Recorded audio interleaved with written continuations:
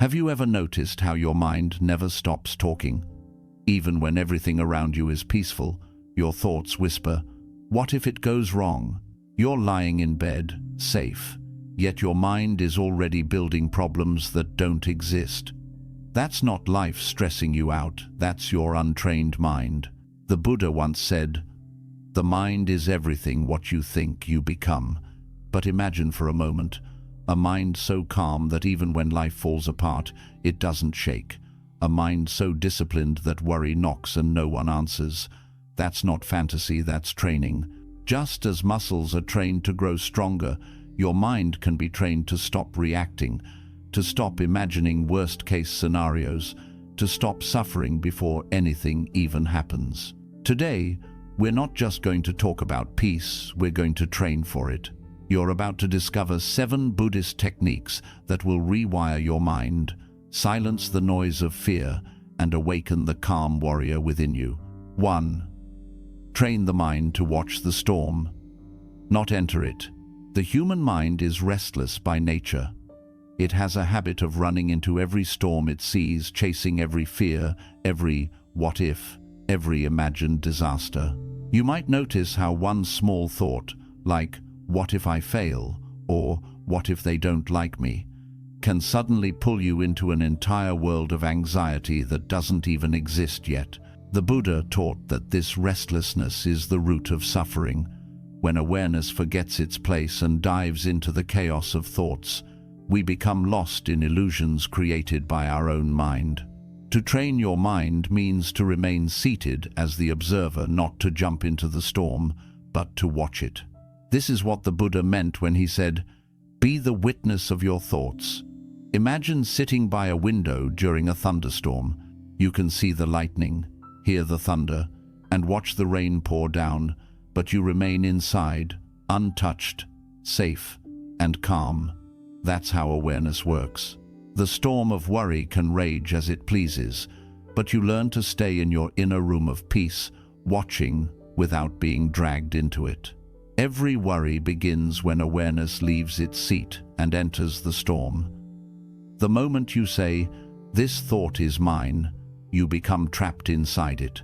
You start believing the noise instead of seeing it for what it is, just passing weather in the sky of your mind. The truth is, your thoughts are not enemies. They are simply energy passing through you. You don't need to silence them. You only need to stop following them. The moment you observe your worries rise and fade without resistance, you realize they have no real power.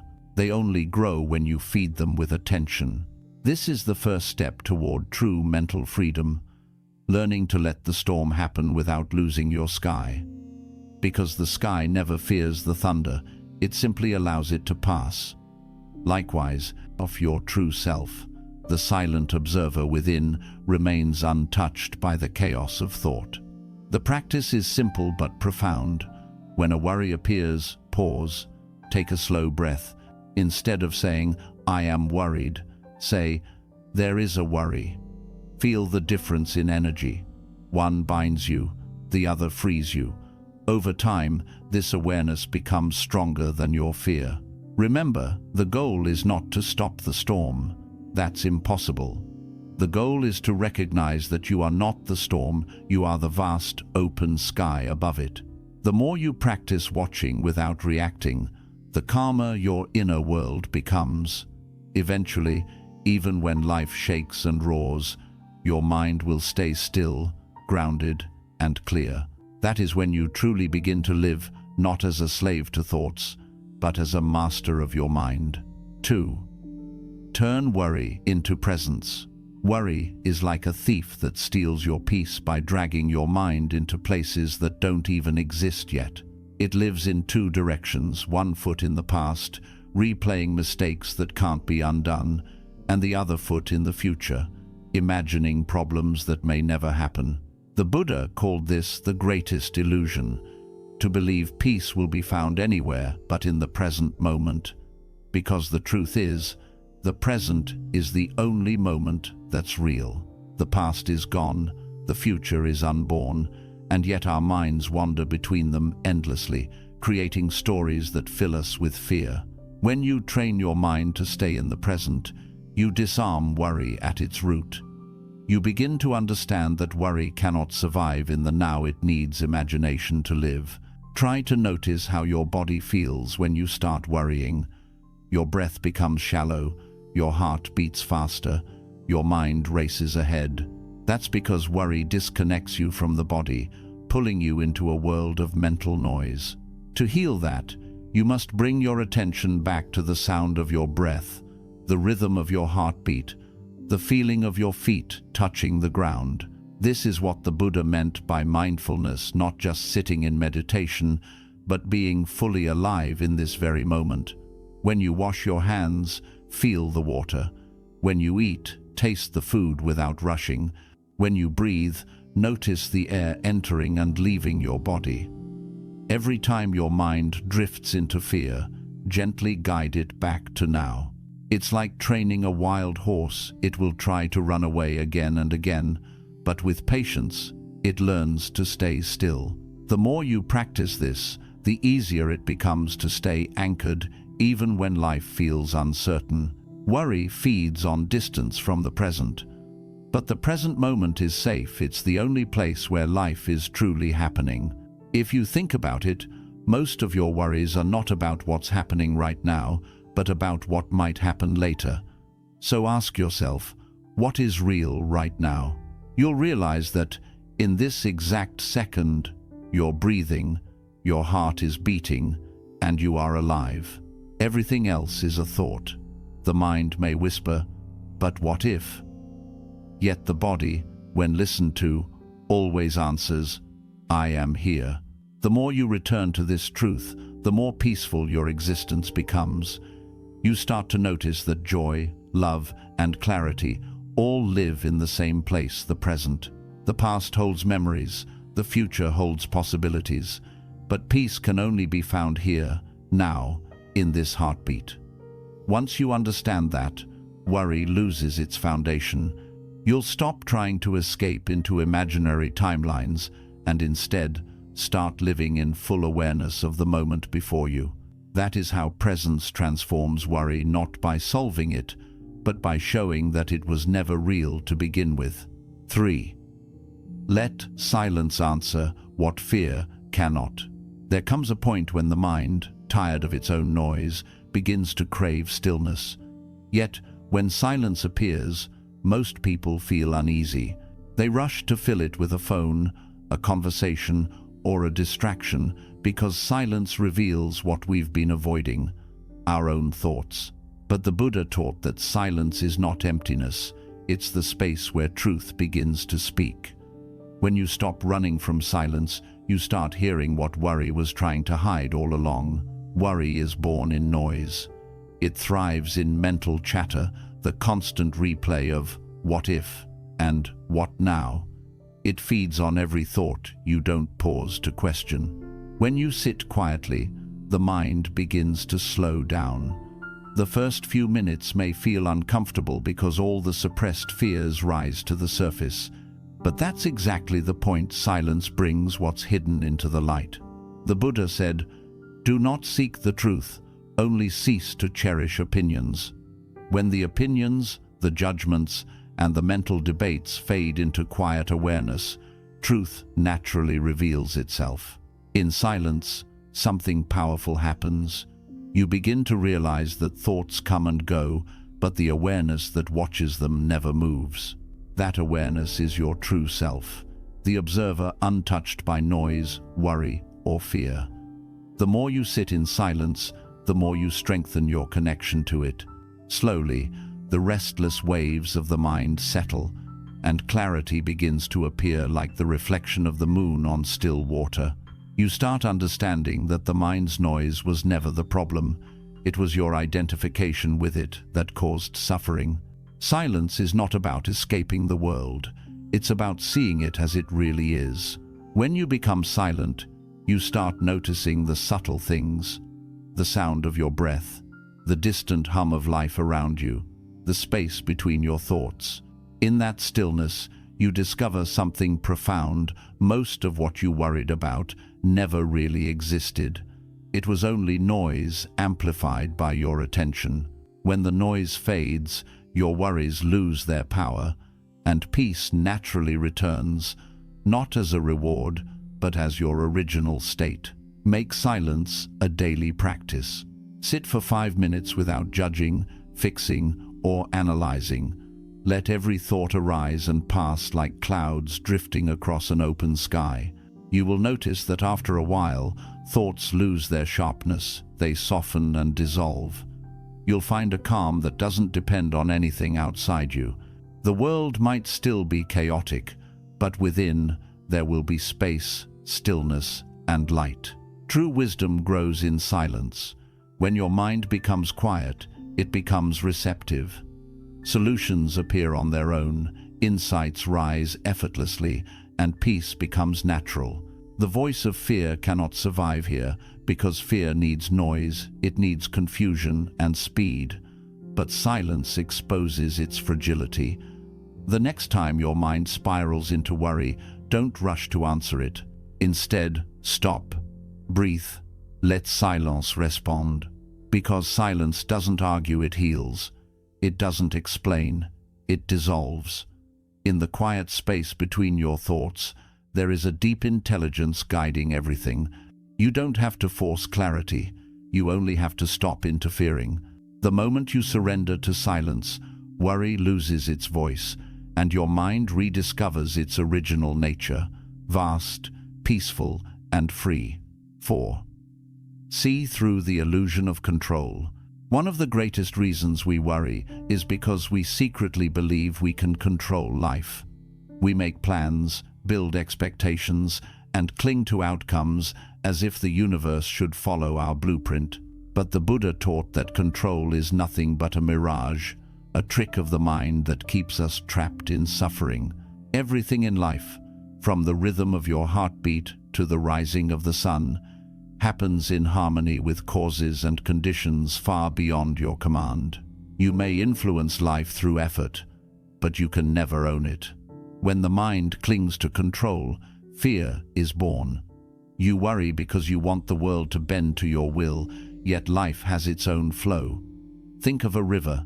You can swim with its current, but you cannot stop its movement or redirect its source. Trying to control life is like trying to hold water in your hands. The tighter you grip, the faster it slips away. The Buddha's wisdom was simple.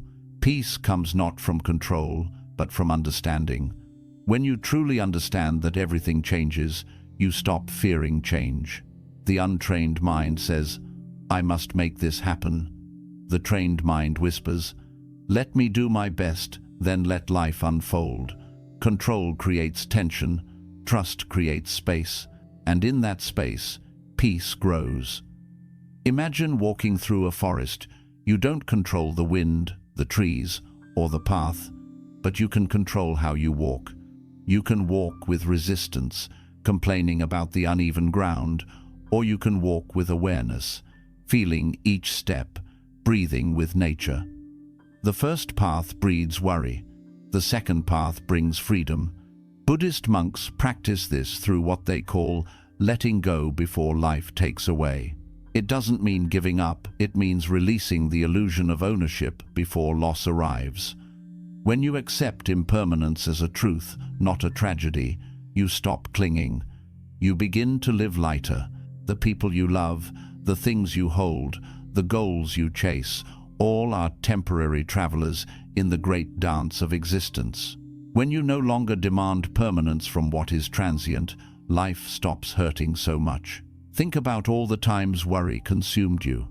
Were those worries ever about what was happening right now? Or were they about what you couldn't control, someone's opinion, an uncertain future, or an uncontrollable outcome? The Buddha said that attachment to control is like a rope that tightens every time you pull it. The more you fight reality, the more you strangle your peace. But once you let go, once you allow life to be as it is, you feel an immediate lightness, as if a weight you didn't know you were carrying suddenly disappeared. Letting go doesn't mean becoming passive. It means doing your part fully, with mindfulness and sincerity, then releasing the result. You act from wisdom, not from fear. When things go well, you are grateful. When they don't, you are calm because your peace no longer depends on outcomes. You've learned that peace is not found in the perfection of circumstances, but in the strength of surrender. The ocean doesn't worry about its waves. The sky doesn't worry about its storms. They exist in harmony with movement and change. In the same way, when you see through the illusion of control, you begin to flow with life rather than fight it. You stop asking, "How can I make life go my way?" and begin to ask, "How can I move wisely with life's way?" That shift, subtle but profound, is the difference between living in constant worry and living in effortless peace. 4. See through the illusion of control. If you look deeply at the root of almost every worry, you'll find a single seed: the illusion of control. The human mind, desperate for certainty, tries to command a universe that was never meant to obey. It tries to organize the unpredictable, to predict the unthinkable, and to control what has always been beyond its reach. The Buddha called this the cause of suffering, the clinging to things that are impermanent, unstable, and not ours to keep. We plan our lives as if everything will follow a script. We write timelines, make goals, and imagine futures that we believe we can shape perfectly. And when something unexpected happens, when a person leaves, when a plan falls apart, when life takes a sudden turn, our illusion collapses. The mind panics because it believed it was in charge. But the truth is, control has always been borrowed, never owned. We are guests in a universe that moves to its own rhythm. Think of the waves on the sea. You can learn to sail with them, but you cannot command them to stop. You can prepare, adjust your sails, and navigate skillfully, but the tide will still rise and fall according to its nature. This is how life works. Your actions matter, but your ownership over outcomes is an illusion. The Buddha taught, attachment is the root of suffering.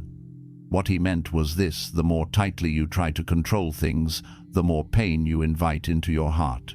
Because everything you cling to will eventually change, leave, or transform. The illusion of control comes from fear: fear of loss, fear of uncertainty, fear of not being enough. We try to control others because we're afraid of being hurt. We try to control the future because we're afraid of failure. We try to control life because we don't trust its wisdom. But the irony is, the tighter you hold on, the more anxious you become. The mind turns into a battlefield of what-ifs, always scanning for danger, never resting, never trusting. The attempt to control life becomes the very reason you cannot enjoy it. The Buddha compared this to holding a rope too tightly. The more you pull, the more it burns your hand. And yet, we keep pulling, believing we'll somehow win against the nature of reality. But when you loosen your grip, when you release the need to dominate life, peace slowly begins to flow back into you. You begin to realize that the world doesn't need your control to keep spinning. It already knows what it's doing. You're not here to control the current. You're here to learn how to swim with grace. To see through the illusion of control doesn't mean you stop caring or become passive. It means you stop believing that worry will change anything. You still plan, you still act, but your effort is rooted in awareness, not fear. You plant seeds with devotion, but surrender the harvest to the seasons of life. You do your best, and then you let go. That's the practice. And when life doesn't go as planned, you no longer collapse, you adapt. You bend like bamboo in the wind, strong yet flexible, untouched by the storm's noise. This understanding is what monks cultivate through daily practice. They live without possessions, without the promise of tomorrow, yet they live with a joy that most people with everything never find. Why? Because they have released the illusion of control. They've learned that peace doesn't come from managing life, but from flowing with it. When you trust the flow, even chaos becomes a kind of music, unpredictable, yet somehow perfect. Think of your own worries. How many nights have you lost sleep trying to control what someone thinks of you? How many times have you replayed the same scenario in your head, hoping to find a version where everything goes right? And yet, no matter how many times you think about it, the future refuses to obey your thoughts. Worry gives the illusion of doing something, but it's only a mental treadmill, exhausting but never moving forward. Letting go of control is not an act of weakness, it's an act of deep wisdom. It's the courage to trust that life knows more than your fears do. You start to see that there is an unseen intelligence in how events unfold. The missed opportunity leads you to your real calling. The heartbreak becomes the teacher that opens your heart wider. The delay that once frustrated you becomes the timing that saves you. What looked like loss was actually redirection. The moment you accept that you are not the master of the universe, that you are a wave, not the ocean, you feel something you haven't felt in a long time. Relief. You exhale. You stop trying to control the uncontrollable. And in that surrender, a strange power arises, the power of peace. You start to live lighter, freer, with trust instead of tension. You stop saying, "I hope everything goes my way," and start saying, "I will move wisely no matter which way life goes." So, train your mind to see control for what it is, a story created by fear. You cannot stop the wind, but you can learn how to dance in its direction. You cannot command the waves, but you can learn to float. That is true freedom, to live fully, act wisely, and let go completely. When you master that balance, worry no longer finds a home in you, because the one who sees through the illusion of control no longer fears life, he flows with it. 5. Replace "why me" with "what is this teaching me?" Every time something goes wrong, the untrained mind's first reaction is pain, confusion, and complaint. It asks, "Why me?" as if life has made a mistake. But this question traps you in the role of a victim, not a student. The Buddha taught that suffering is not a punishment, it's a teacher. Life is not happening to you, it's happening for you. Every difficulty, every disappointment, every heartbreak carries within it a lesson that your soul needs to grow. When you learn to shift your question from "why me" to "what is this teaching me?", your entire experience of reality begins to change. The mind that always asks, "Why me?" lives in resistance. It believes life should be comfortable, predictable, and fair according to its own expectations. But life doesn't follow the ego's logic, it follows a deeper intelligence. Think about a sculptor shaping a statue from stone. To the stone, every strike of the hammer feels painful, unnecessary, even cruel. But to the sculptor, every strike has purpose. It's removing what doesn't belong, revealing something more beautiful within. In the same way, the universe chisels you through challenge. What feels like destruction is actually transformation. When you begin to look at your struggles this way, worry loses its grip. You stop drowning in questions that lead nowhere. Why did this happen? What if it never gets better? What if I fail again? And you begin to anchor yourself in awareness. You ask, what strength is this trying to build in me? What illusion is this pain trying to break? Suddenly, pain becomes a guide, not an enemy. You stop fearing life's storms and start learning how to walk through them with understanding. The Buddha said, "Pain is certain, suffering is optional." Pain is what life does. Suffering is what the mind adds. Worry and complaint are the mind's resistance to reality. But once you stop arguing with life, something magical happens. You start hearing what it's trying to teach you. Maybe that rejection was teaching you self-worth. Maybe that delay was protecting you from something you couldn't see. Maybe that loss was preparing space for something greater. The mind sees endings. Wisdom sees preparation. Every challenge carries a mirror. It reflects where your mind still clings, where your ego still resists, where your heart still fears. When someone criticizes you, it's an opportunity to see where you still need validation. When a plan fails, it's a lesson in trust. When you lose something, It's an invitation to practice non-attachment. This is the essence of Buddhist insight. Everything that disturbs your peace is also showing you the path back to peace. Nothing is wasted. Imagine a monk walking through the forest who suddenly steps on a thorn. He doesn't scream, "Why did this happen to me?" He simply pauses, observes the pain, removes the thorn, and continues walking wiser, more careful, more awake. You can live the same way. When pain enters your life, don't let it make you bitter. Let it make you aware. Sit with it. Ask, what is this pain trying to teach me? Because behind every discomfort lies wisdom waiting to be discovered. This shift in perception changes everything. Instead of worrying about what might happen, you begin to trust that whatever happens will grow you. You stop labeling events as good or bad and start seeing them as necessary. Some lessons arrive as blessings, others as challenges, but all are part of your awakening. You begin to see how even your past pain shaped your strength. The heartbreak that once shattered you taught you compassion. The failure that once humiliated you taught you resilience. The loneliness that once broke you taught you self-reliance. You start to realize that everything was working together to make you wiser, calmer, and stronger. Worry fades when you trust this deeper order of life. When you know that everything has meaning, even the moments you don't understand, yet you no longer panic in uncertainty. Instead of asking, "Why me?" you begin to whisper, "Thank you for teaching me." And that gratitude transforms suffering into growth. You become the student of life, not its victim. You stop reacting to every event emotionally and begin responding consciously. You understand that every experience is a part of your spiritual training. Remember, the path to peace doesn't mean escaping problems, it means evolving through them. Life will continue to test you, but the difference is, now you know how to learn.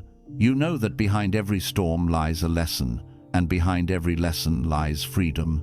When your mind adopts this way of seeing, worry no longer finds ground to grow in.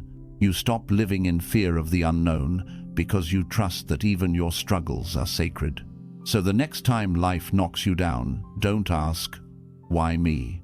Sit quietly, take a breath, and ask, "What is this moment here to teach me?"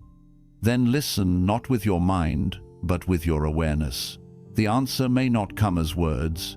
It may come as strength, patience, or understanding. That is how the soul speaks. That is how the student becomes wise. And that is how the one who was once worried becomes unshakable. 6. Build a mind that breathes through uncertainty. Uncertainty. This single word has the power to awaken every hidden fear inside us. The mind wants control, predictability, and order. It wants to know what's coming, when it's coming, and how it will end. But life, in its purest essence, is unpredictable. You can prepare, plan, and hope, but you will never be able to guarantee what tomorrow holds. This is what the Buddha meant when he said that change is the only constant. Everything around you, people, moments, seasons, even your own thoughts are in constant motion. To resist that flow is to resist life itself. The untrained mind cannot breathe in uncertainty. It gasps for answers, searching for stability where there is none. That is why worry thrives. It feeds on the fear of not knowing. What if I fail? What if they leave? What if this doesn't work out? Every what if is the voice of a mind that cannot sit still in the unknown. But when you learn to breathe through uncertainty, something changes within you. You stop fighting the unknown and begin to make peace with it. You begin to trust the rhythm of life more than the noise of fear. The Buddha compared life to a river always moving, never the same. You cannot step into the same water twice, because both you and the river have changed. Trying to freeze the river of life, to force it to stay as it is, only causes suffering. Instead, he taught the practice of mindfulness, the art of being present with whatever is. When you breathe mindfully in moments of uncertainty, You teach your body and mind a sacred truth. Safety does not come from control, it comes from presence. When monks meditate, they do not meditate to escape life. They meditate to sit with it as it truly is. The practice of breathing is a reminder of impermanence. One breath in, one breath out, a constant cycle of arrival and release. Life itself is this rhythm. You cannot hold your breath forever. You must let it go to live. Likewise, you cannot hold on to moments, people, or outcomes. They too must come and go. When you synchronize your awareness with your breath, you begin to live in harmony with this truth. When uncertainty arrives, and it always will, pause. Don't run into the future or drown in thoughts. Take a slow, deliberate breath. Feel the air enter your body, then release it gently. That single act reminds you that even though you don't know what's next, you are alive now. And in this moment, you are safe. You don't need to know everything to find peace. You only need to be present enough to breathe. The reason uncertainty feels painful is because the mind equates not knowing with danger. It says, if I don't have control, I'm not safe. But this belief is false. Safety is not something life gives you, it's something you build within yourself. When you learn to breathe through fear instead of running from it, your nervous system learns that the unknown is not an enemy. It's simply a doorway to growth. The body relaxes, the mind slows down, and wisdom begins to whisper where panic once screamed. Think of the most transformative moments in your life. Weren't they born out of uncertainty? The job you didn't expect, the friend you met by chance, the challenge that became your teacher, all of it emerged from what you couldn't predict. Uncertainty is not chaos, it's creation in motion. The more you breathe into it, the more you start to see its beauty. You begin to understand that the unknown is where new possibilities live. The known is already finished. The unknown is where life still breathes. When the Buddha sat under the Bodhi tree, he faced the ultimate uncertainty, not knowing when or even if enlightenment would come. But he didn't run. He didn't resist. He simply sat in presence, breathing, witnessing everything that arose. Fear, temptation, pain all appeared and passed away. And through his stillness, he realized that the mind only fears what it doesn't understand. The moment you face uncertainty with awareness, you begin to understand it, and fear loses its power. To build a mind that breathes through uncertainty means to trust the process, even when you cannot see the path. It means knowing that every inhale brings you strength, and every exhale releases fear. It means allowing life to unfold as it's meant to, rather than how you imagined it should be. The trained mind doesn't demand answers. It listens deeply, patiently, until life reveals them naturally. You may not know what will happen next, but you can know who you will be when it does, calm, aware, and ready to adapt.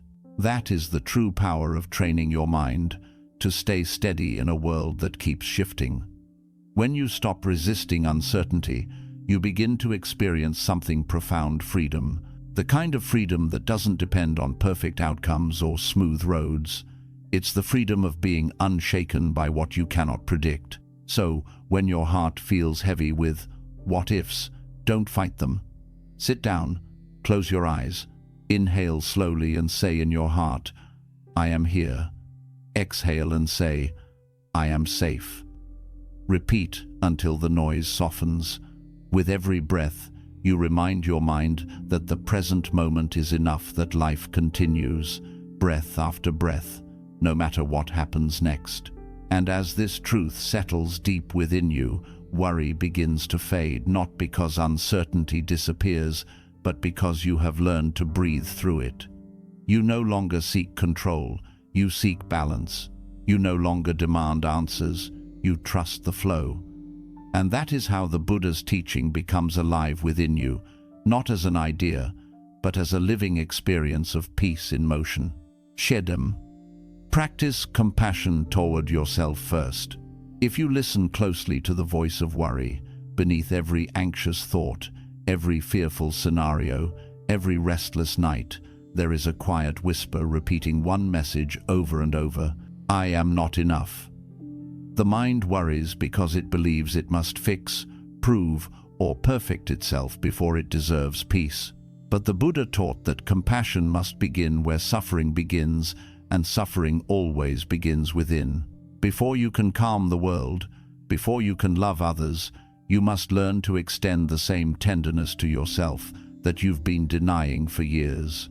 Worry is often disguised as responsibility. You tell yourself, I worry because I care.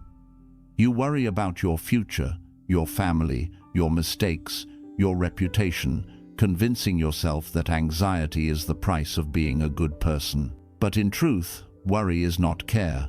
It's self-criticism wearing the mask of concern. The compassionate mind cares without collapsing.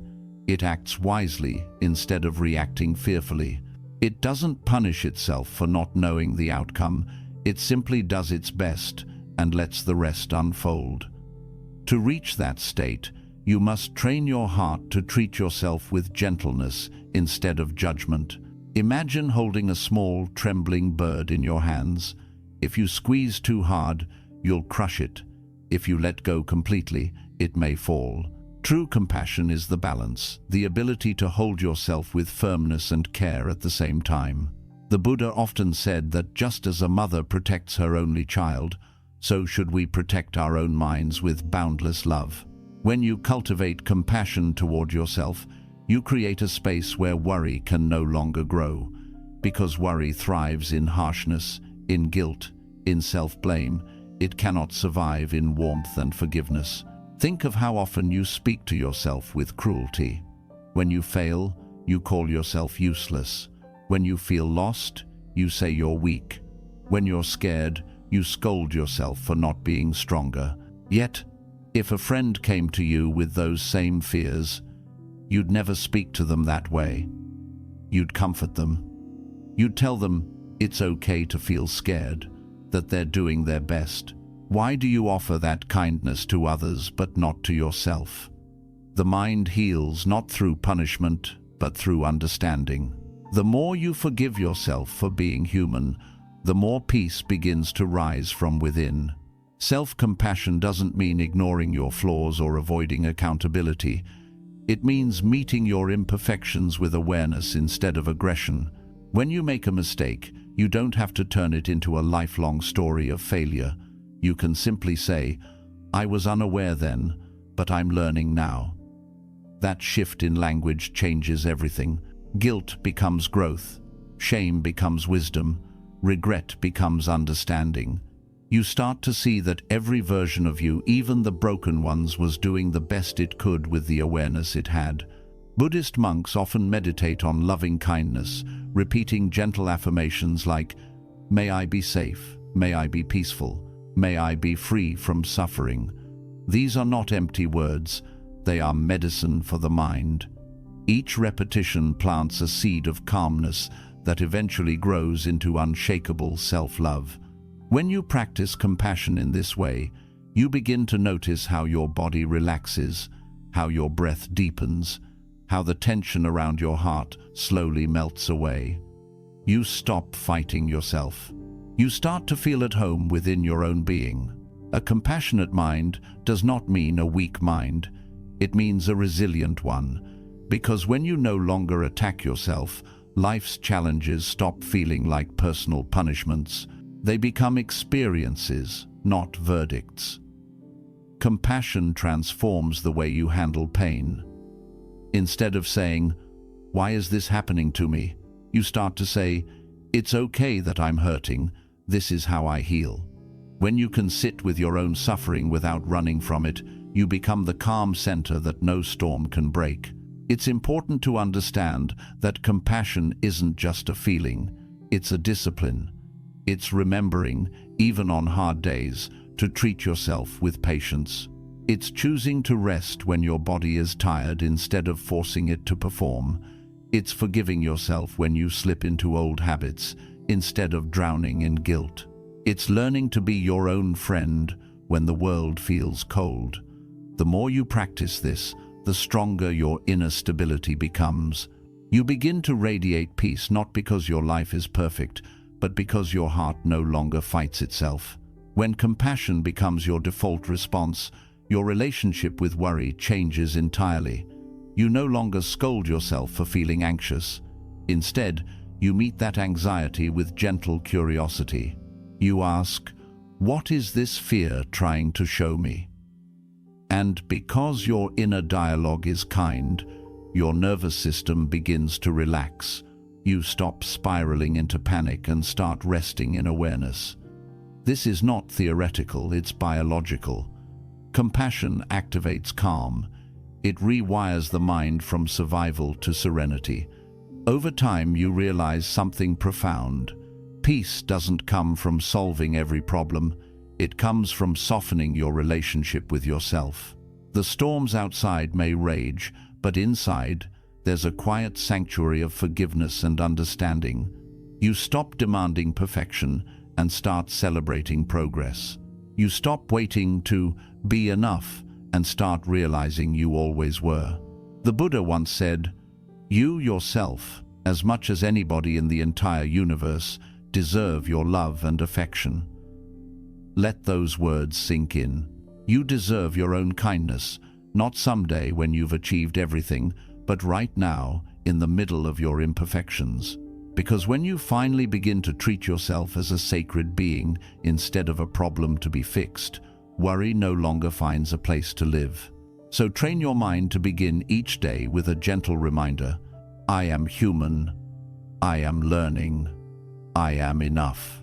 Repeat it when you wake, when you make mistakes, when you feel uncertain, when the world feels heavy. Over time, these words become a quiet truth woven into your consciousness.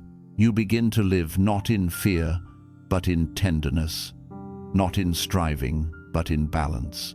And one day, without even realizing it, you'll notice that the voice of worry has faded, replaced by a calm, loving presence that simply whispers, "It's okay, you're doing just fine." 8.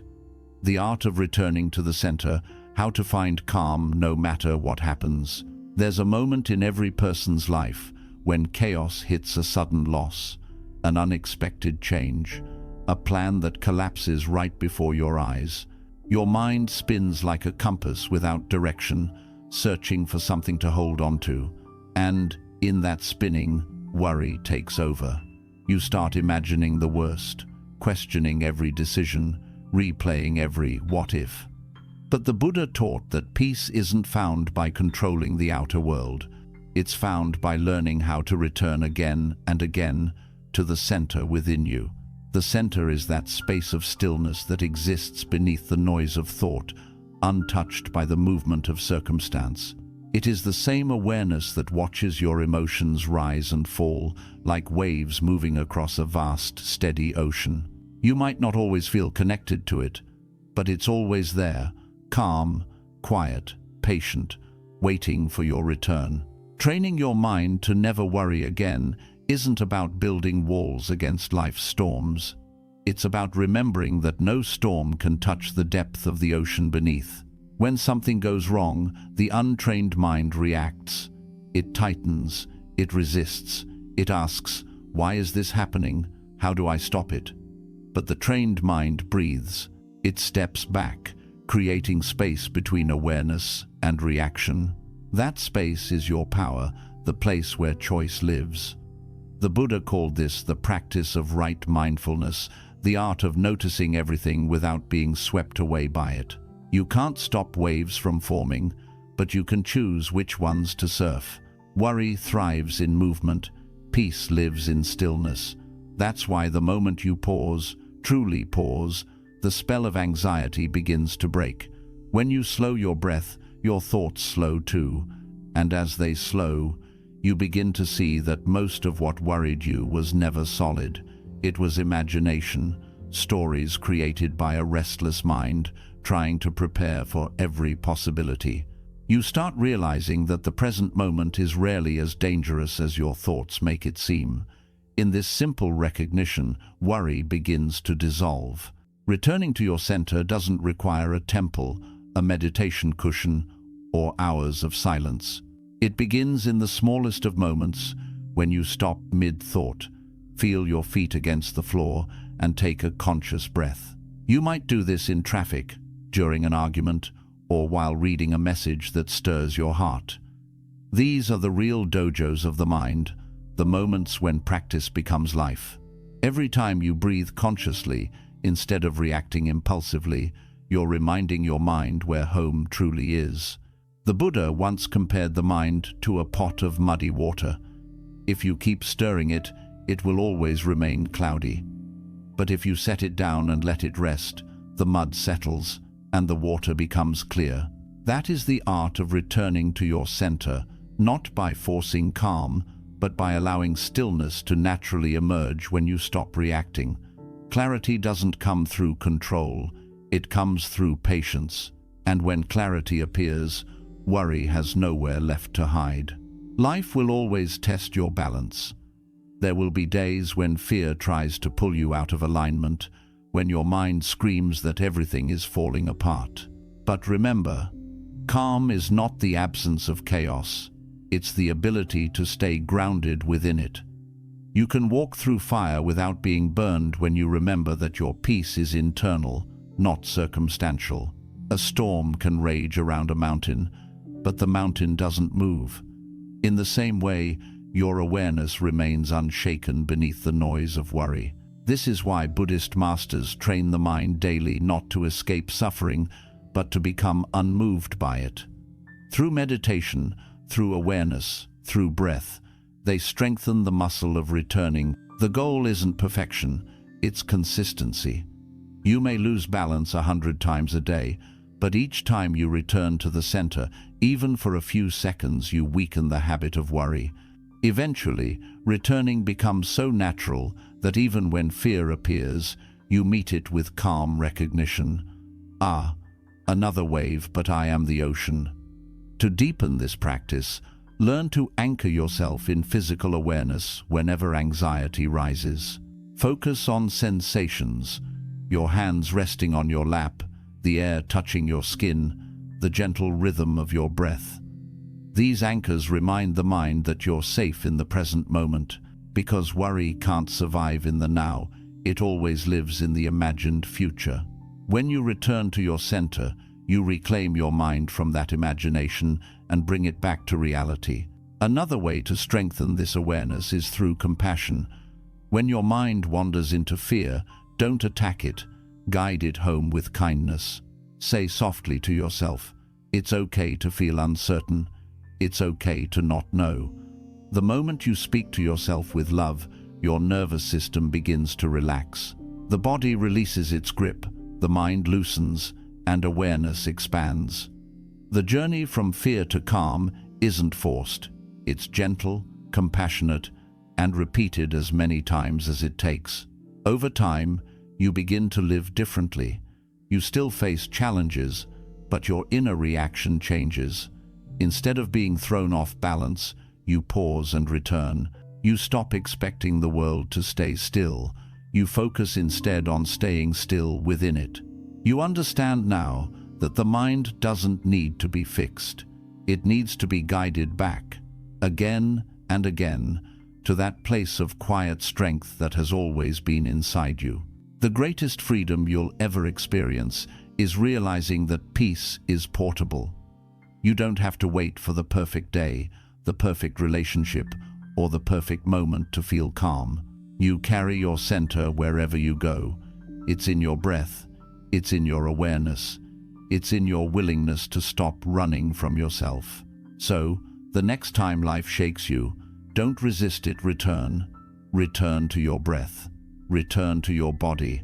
Return to that still, timeless awareness that is always here, no matter what happens. Every return strengthens your spirit. Every breath deepens your wisdom. And every moment of stillness reveals the truth that was there all along. You were never lost, only distracted. And when you finally understand this, worry loses its meaning. You stop trying to control the tide and start learning how to float. You begin to live from the center of stillness rather than the surface of chaos.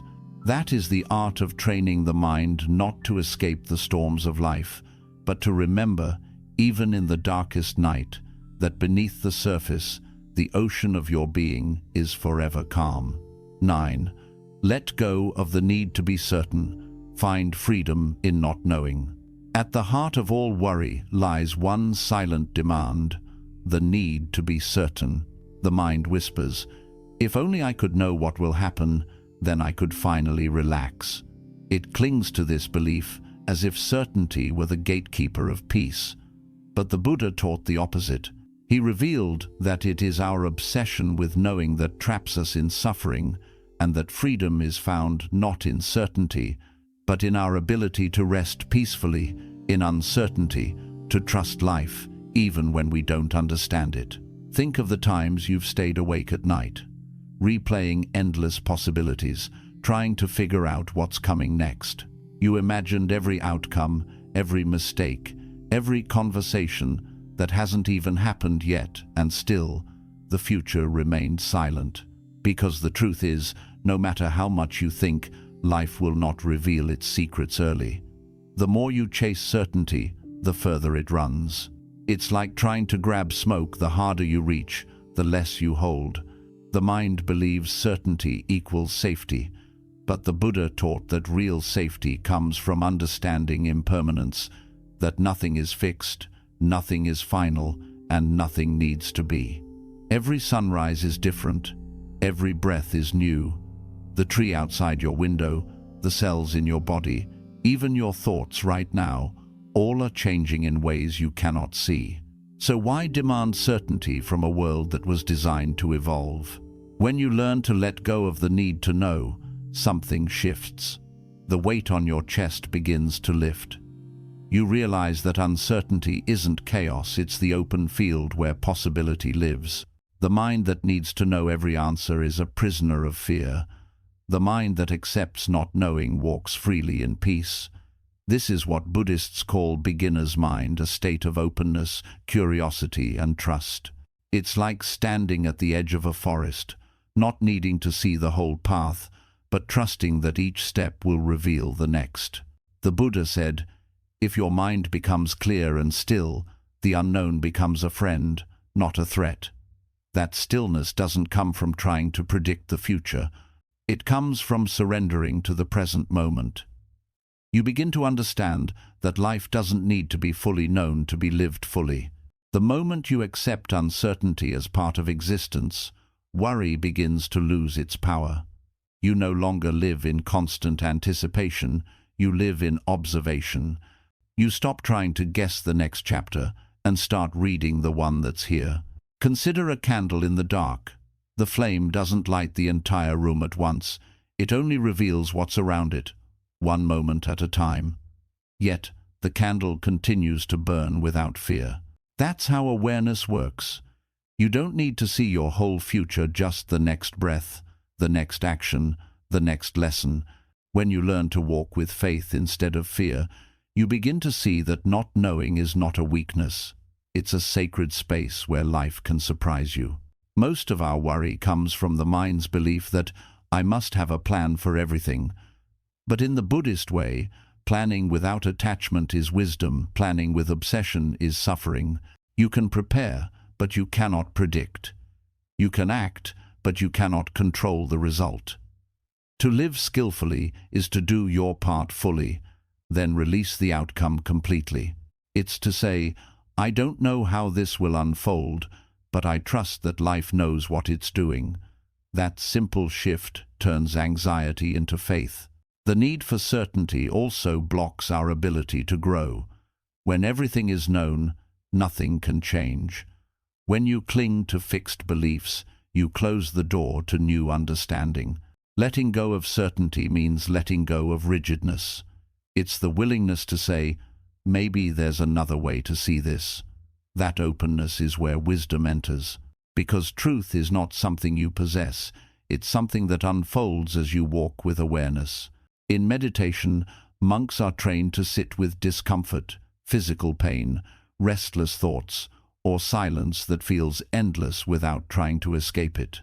This practice teaches them to stop demanding immediate answers. They learn that peace doesn't come from solving every question, but from resting within the question itself. The same principle applies to your life. The next time you find yourself trapped in uncertainty, don't rush to fix it. Sit with it. Feel the weight of not knowing. Then breathe. Slowly, gently. Allow the discomfort to be your teacher. You'll discover that uncertainty loses its sting when it's no longer resisted. There is deep wisdom in not knowing. When you stop trying to predict, you start to perceive. You begin to see beauty in imperfection, rhythm in chaos, and meaning in mystery. The flower doesn't know if it will bloom tomorrow, yet it still opens to the sun today. The bird doesn't know where the wind will take it, yet it still spreads its wings. Life moves with trust, not certainty. And when you align with that same flow, your heart begins to rest. Letting go of the need to know everything is not ignorance, it's humility. It's understanding that you are part of something far larger than your mind can comprehend. It's remembering that behind every unanswered question is a wisdom working silently on your behalf. You don't need to know the purpose of every challenge to grow from it. You just need to stay open, patient, and aware. So the next time worry whispers, "But what if?" answer gently, "I don't need to know yet." And breathe. Because the truth is, you are not supposed to know everything right now. You are meant to live, to learn, and to trust the unfolding. The future doesn't need your control. It needs your courage. When you finally stop trying to force certainty, you discover something beautiful. Peace was never waiting at the end of answers. It was waiting in your willingness to surrender. You begin to walk through life lighter, softer, freer, knowing that not knowing is not the absence of direction, but the presence of trust. That is the essence of the Buddhist path, to live awake in the mystery, to breathe deeply in the unknown, and to find serenity not because you've figured life out, but because you've stopped demanding to. When you truly let go of the need to be certain, you discover that uncertainty is not your enemy. It is the birthplace of wisdom, creativity, and peace. 10. Detach from outcomes. Act without expectation, live without fear. Every moment of worry begins with an expectation. You expect something to happen or not happen, and when reality doesn't follow your plan, your mind begins to tremble. The Buddha called this the root of suffering, tanha, or craving, the endless desire for things to unfold according to our will. Whether it's success, approval, love, or certainty, we cling to outcomes like a drowning man clings to driftwood. And when life inevitably moves in another direction, we panic, believing we've lost control. But the truth is, peace begins where expectation ends. To detach from outcomes doesn't mean to stop caring. It means to care deeply without clinging, to give your best, act with full sincerity, and then release your attachment to the result. It is the art of doing without demanding. When you plant a seed, you nurture it, water it, and protect it, but you do not pull it from the soil every morning to see if it's growing. You trust the process. You let time, sunlight, and nature do their work. This is how a wise mind approaches life, not with force, but with faith. The untrained mind ties its happiness to success and its peace to approval. It says, "I will be calm when this happens," or "I will be free when they understand me." But these are illusions. The Buddha taught that true peace cannot depend on external conditions because they are all temporary. Fame fades, wealth changes hands, relationships evolve, health shifts. If your inner stability depends on the outer world, then every change becomes a threat. But if your stability is rooted in awareness, you remain unshaken no matter how the world moves. Think about how much time worry steals from you. You apply for a job and worry if you'll get it. You send a message and worry if they'll reply. You take a risk and worry if it will work out. Yet, In every case, the outcome lies beyond your control. Worry doesn't shape the future, it only pollutes the present. The wise understand this and live differently. They act with clarity, not anxiety. They trust that once they've done what they can, life will unfold exactly as it must, not always as they want, but always as they need. Detachment does not mean indifference. It means understanding impermanence so deeply that you no longer suffer from it. The river flows whether you cling to the branch or not. When you release the branch, you move with the current instead of fighting it. That's how freedom feels, a lightness in the heart, a quiet trust in the flow of existence. You stop asking, "What if it doesn't go my way?" and start realizing, maybe my way isn't the only way. In Buddhist practice, this detachment is called non-attachment to fruits, the ability to work diligently without being owned by the result. It's what allows monks to spend years building a sand mandala, only to sweep it away at the end. To the untrained eye, this seems pointless. But in that act lies profound wisdom. Everything that begins must end. The beauty was never in the permanence, it was in the presence. The process itself was the meditation. The same is true for your life. The goal is not to hold on, but to participate fully, to live each moment completely, then let it pass gracefully when it's time. Worry fades when your focus shifts from the result to the action. You begin to ask not, "Will this work?" but, "Am I giving my best in this moment?"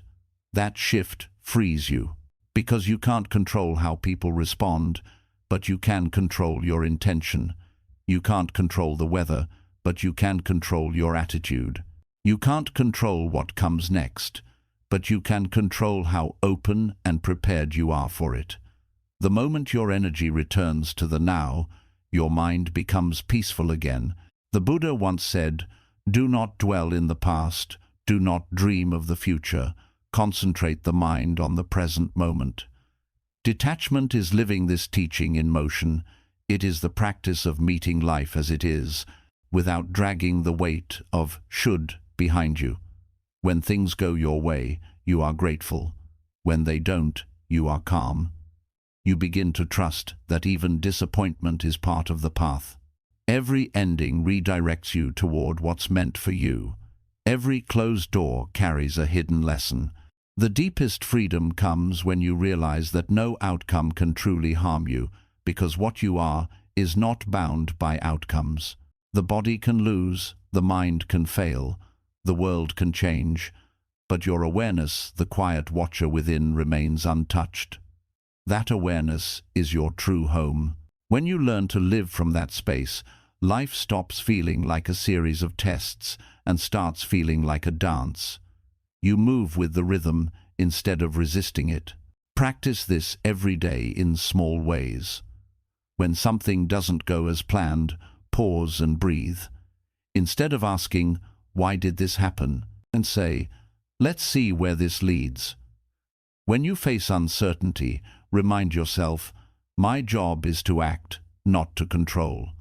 When you feel disappointment, whisper, "This, too, is part of the unfolding." Slowly, this mindset transforms you. You stop reacting with panic and start responding with presence. When detachment becomes natural, you realize how light peace feels. You stop trying to fix the river and start floating with it.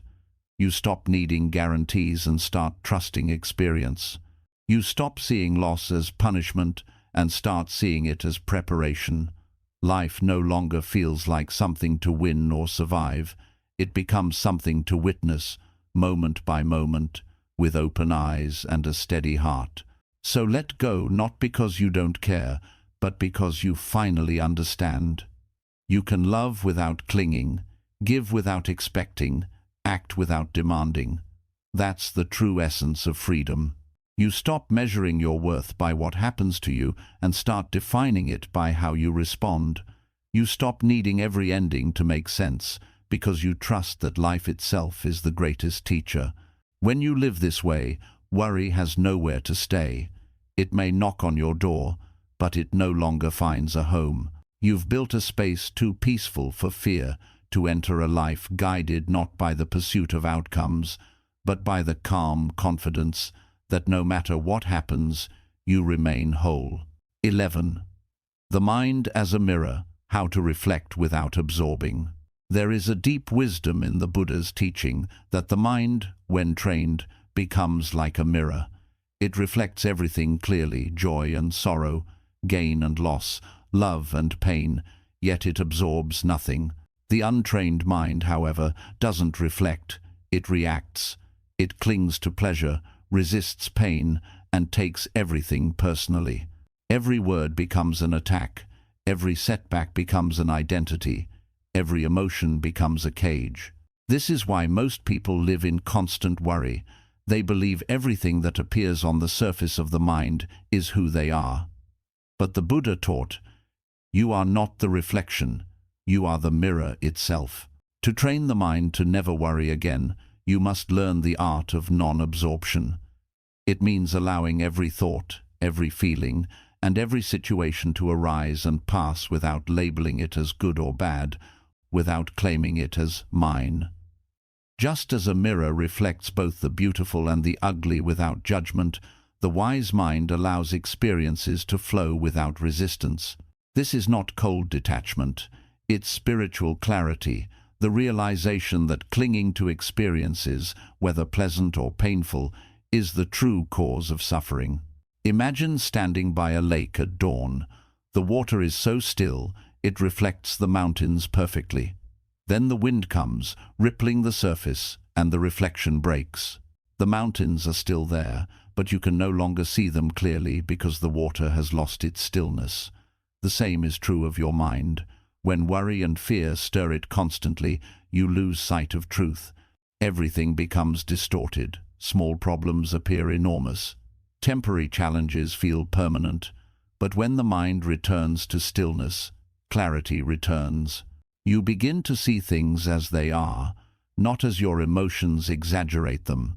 Worry thrives on absorption. You hear bad news, and instead of observing your reaction, you become your reaction. You think, this is terrible, I can't handle it. And just like that, the worry enters your identity. But reflection, true awareness, means pausing before identification. It means saying, I see this thought arising. I see this fear forming. You become the observer instead of the participant. Once you make that shift, worry cannot pull you under. You realize thoughts are just ripples on the surface of consciousness, temporary, harmless, and always changing. The Buddha compared this practice to polishing a mirror. At first, it's covered with dust judgments, attachments, opinions, fears. When you begin meditation, you wipe away the outermost layer. You start noticing your thoughts rather than drowning in them. Over time, as mindfulness deepens, the mirror becomes clearer. You begin to see that you are not your emotions. You are the awareness watching them arise and fade. The more you polish the mirror, the more peaceful you become. Eventually, even when storms pass through your life, the inner mirror remains bright. It reflects the storm, but does not become it. Non-absorption also means understanding that everything you perceive is filtered through the lens of your mind.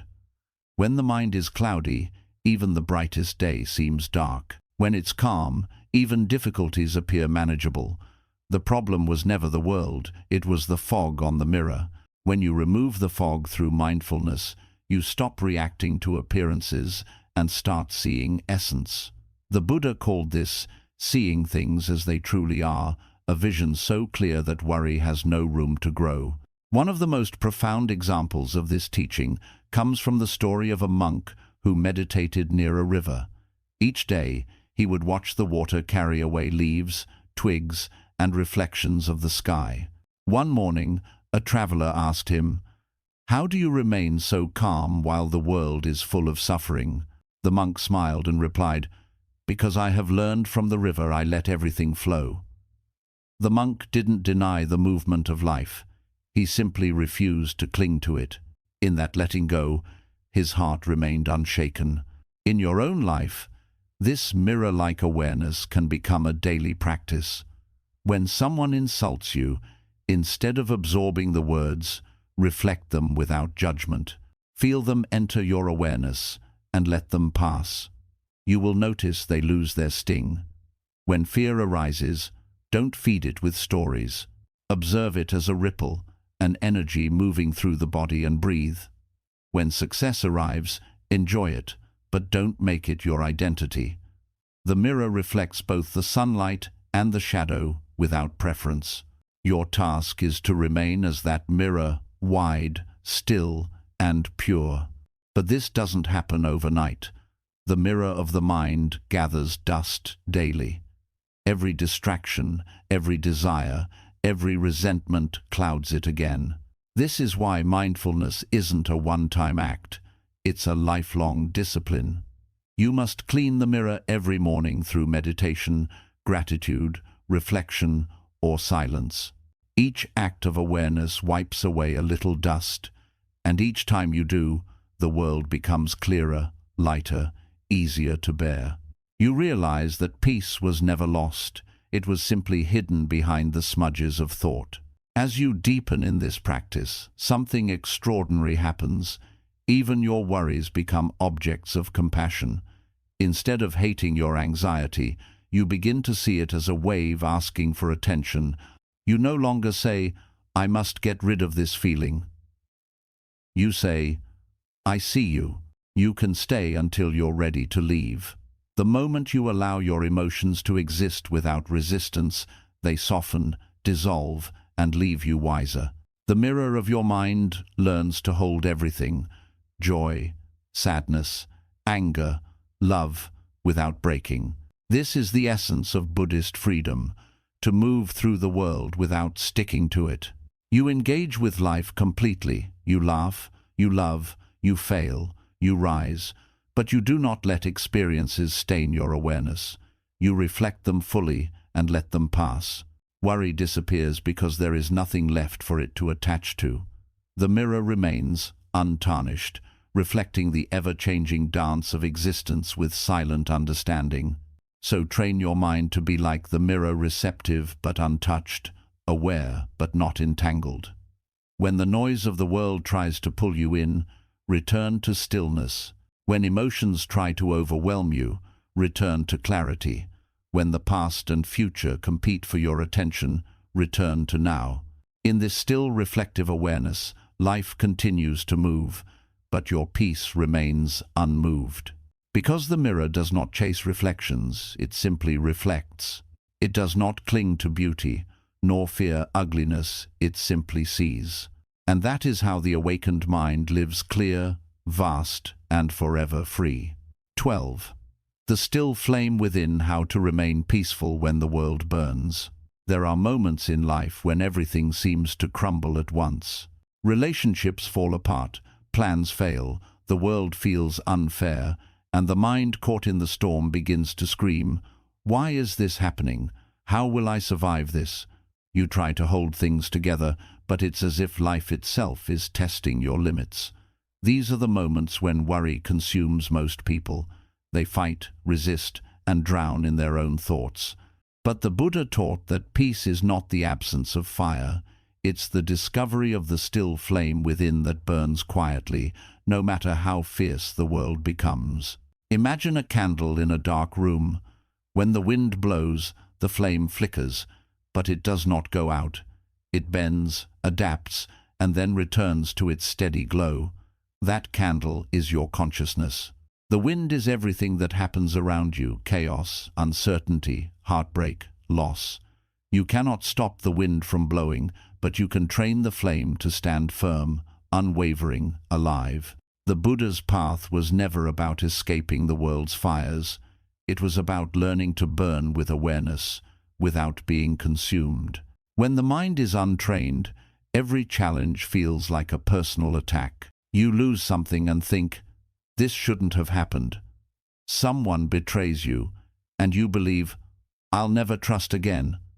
Pain arrives, and the mind immediately tries to escape it. But escape is an illusion. what you resist persists. The more you run from pain, the more it follows you. The Buddha understood this deeply. He said, "In this world, pain is inevitable, but suffering is optional."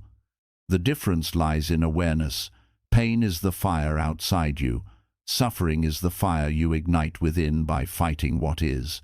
To find peace when the world burns, you must learn the sacred art of sitting inside the fire without flinching. That means allowing life to unfold, as it must not with blind acceptance, but with wise surrender. It means saying, "I will not fight the wind, I will learn to breathe with it." The flame of awareness doesn't try to control the air, it dances with it. When your awareness becomes that flame, centered, flexible and present, no external storm can extinguish it. This stillness is not passivity, it's power. It's what allows monks to sit calmly through chaos, to smile through uncertainty, to remain kind even in pain. They understand that the world has always burned through wars, fears, desires, and losses. Yet peace has always been available to those who look inward. Because nothing that happens outside you can disturb the inner balance unless you let it. Start by recognizing that peace is not something you earn after fixing your problems, it's something you return to while living through them. The untrained mind says, "I'll be calm once things settle." The trained mind whispers, "I'll be calm so things can settle." That reversal of order changes everything. You stop waiting for peace as a reward and begin practicing peace as a responsibility. Your calm becomes your contribution to a chaotic world. When you sit in meditation, close your eyes and imagine that flame within your chest. See it flicker gently, steady but soft. With each breath, feed it with awareness. When worry arises, don't fight it, let the flame illuminate it. Watch how the light touches even your darkest fears. Worry shrinks not when you force it away, but when you meet it with presence. Fear is like a shadow. It cannot survive under the light of awareness. You will notice that most of your suffering comes not from what happens, but from what your mind says about it. The mind turns every event into a story. This shouldn't happen to me. I'll never recover. Things will never get better. These are not facts. They are flames you feed unconsciously. The Buddha taught the way to extinguish this inner wildfire is to stop identifying with it. When you recognize that you are the awareness behind the thought, not the thought itself, you step out of the burning house and into the open sky. This doesn't mean ignoring pain. It means holding it gently. It means saying, "Yes, this hurts, but I can face it." When you stop trying to escape discomfort, you discover that pain itself is temporary. It rises, peaks, and fades. But worry makes it permanent. Every time you replay the pain in your mind, you reignite the flame. The practice, then, is not to extinguish all pain, but to stop relighting it with your resistance. Life will test you again and again through loss, betrayal, change, and uncertainty. But if you can remain centered through those tests, you become unbreakable. You stop depending on the world to give you peace, because you've found something far greater, the ability to generate peace from within. You'll notice that people who radiate calm are not those who have perfect lives. They are those who have trained their minds to remain still while the world burns. When others panic, you breathe. When others curse the darkness, you hold your light. When others fight to control, you surrender to what is. This is not weakness, it is wisdom. The flame that refuses to fight the wind lasts the longest. The one who doesn't resist the rhythm of life flows the farthest. You will find that as your inner flame grows steady, the outer world begins to change subtly too. Not because life stops being difficult, but because your perception transforms. Problems appear smaller because you are no longer trapped inside them. Challenges lose their sting because you meet them with stillness, not fear. And even when everything seems to fall apart, you realize that your awareness, your still flame, is untouched, eternal, and free. So the next time life burns around you, don't ask, "How can I make this stop?" Ask instead, "How can I remain centered within this fire?" Close your eyes, breathe deeply, and remember peace was never outside you. It was the flame that never went out, the silent light that watched everything pass and whispered, "This too will fade." When you live from that stillness, worry disappears not because life becomes easy, but because you finally understand the fire was never your enemy. It was your teacher, shaping your spirit into something brighter. You stop fearing the flames because you realize you were never meant to be burned. You were meant to glow. Worry is not defeated in a single moment. It fades slowly, like fog lifting from a valley as the morning sun rises. Each breath, each moment of awareness, each act of letting go brings you closer to the truth. The Buddha discovered that peace is not something you find, but something you uncover once the noise is gone. The mind is like a wild river. The more you try to stop it, the stronger it fights. But when you learn to float, to trust the flow, the river itself begins to carry you toward calm waters. You've learned through these lessons that the end of worry isn't found in control, certainty, or perfection. It's found in presence, in compassion, in faith, and in silence. It's in your ability to breathe through chaos, to release what you cannot hold, and to trust what you cannot see. The mind may still whisper fears, but you'll no longer mistake them for truth. You'll watch them come and go, like clouds across the open sky of your awareness. This is what it means to be free, not to live without challenges, but to meet them with a calm heart, to walk through storms and remain steady, to lose and still feel whole, to trust that everything, even what once broke you, was a teacher guiding you home to yourself. When you reach that point, worry becomes irrelevant. It no longer belongs in the same space as the awareness you've cultivated. You stop asking, "When will life calm down?" and start realizing, "Life has always been calm within me." So let your mind rest like a still lake after the rain. Let it reflect life as it is beautiful, changing, uncertain, and yet profoundly peaceful. Because the goal of this journey was never to stop the waves. It was to remember, you are the ocean,